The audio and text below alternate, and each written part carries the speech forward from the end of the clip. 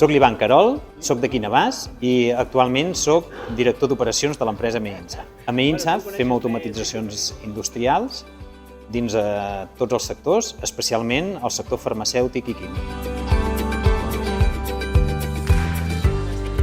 L'anècdota que recordo d'estar aquí a l'escola són els amics, els companys de classe, que encara que haguem seguit diferents camins, amb aquests anys doncs, encara tenim relació amb molts d'ells. Per altra banda, també recordo molt els professors de totes aquelles èpoques que passàvem moltes hores a la classe fent pràctiques, fent teoria, i això va crear un vincle molt important amb ells, i més que professors, eren companys.